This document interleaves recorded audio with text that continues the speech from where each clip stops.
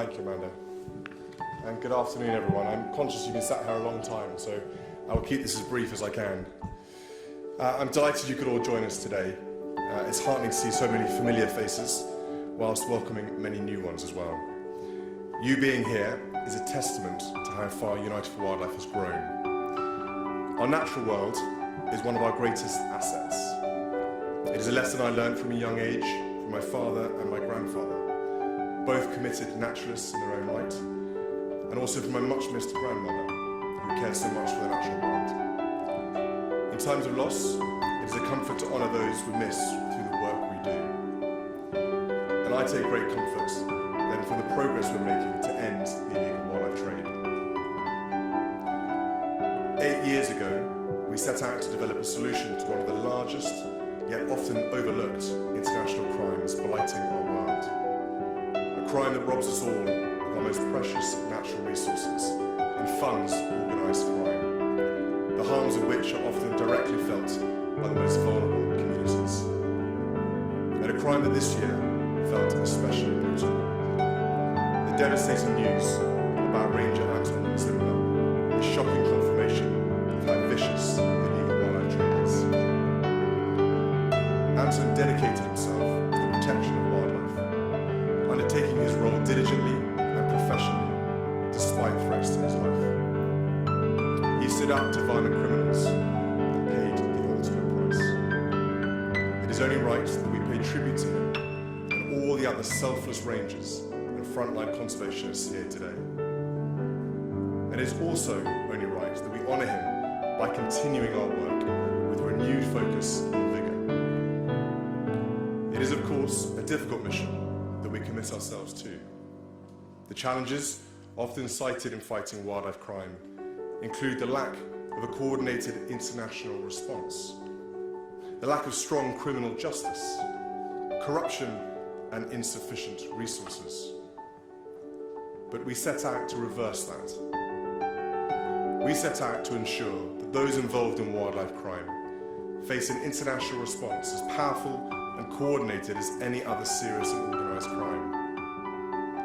To bring their sinister operations out of the shadows and to ensure that communities are equipped, empowered and supported to protect themselves and their natural world. And everyone here is playing a significant role in helping us do that. In the 6 years since creating our international transport and financial task forces, we have brought together over 250 enforcement agencies, transport companies, financial institutions and other corporations in a shared commitment to combat the illegal wildlife trade. We have contributed to over 450 law enforcement cases, over 250 arrests, almost 200 seizures of wildlife products, and we've helped to train over 100,000 people.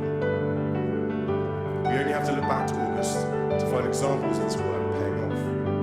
When Mwazu Nkrumah was sentenced to over 5 years in prison for conspiring to traffic more than $7 million worth of rhino horn and elephant ivory, involving the illegal poaching of around 135 animals. US authorities led the way in this case, but critical to its success was the collaboration of a broad range of organisations across multiple continents. United for Wildlife members were among them, assisting with a landmark case that sent a clear message to the criminal gangs facilitating wildlife trafficking. You will face serious consequences. Our work is far from complete, and there's so much more still to be done. But there is cause for optimism. This year, Colombia became the first country to sign our Buckingham Palace Declaration, reflecting the importance they place on wildlife conservation and protection. I invite more to join them. The International Maritime Organization created its first ever guidelines on how to combat the illegal wildlife trade, following discussions with United for Wildlife and Task Force members. We recently launched our 5th regional chapter in Dubai, following East Africa, Southern Africa, Hong Kong, Southeast Asia and Australasia. And we look forward to launching many more in the months ahead. Every week our members share information, develop new technologies and train more people to strengthen our collective response. This is exemplified best by two public-private partnerships in Southern and East Africa, facilitated by Unite for Wildlife. The South African Anti-Money Laundering Integrated Task Force has developed an expert group focused on wildlife crime, putting it on a par with its other expert groups addressing the financing of terrorism and human trafficking. It is already having an impact, assisting in the seizure of 17 horns, ivory and other wildlife products, and a number of arrests. Looking ahead, I'm pleased to announce that the East and Southern Africa Anti-Money Laundering Group, comprising 19 countries, formally entered into an agreement with Unite for Wildlife, marking the first international public-private partnership for any financial crime. Thanks to your collaboration and forward-thinking, our activity is having a positive impact. While we do not have the luxury of time, clearly we do have a proven roadmap to success and the motivation to put it into action.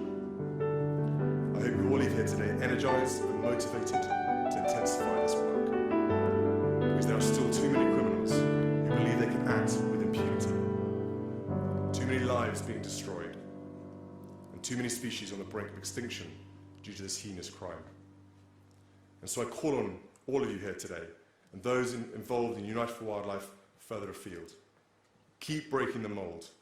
Keep building bridges and making those game-changing connections. Keep believing that this is a crime that can be ended once and for all. Because I know with your commitment, it can. Thank you.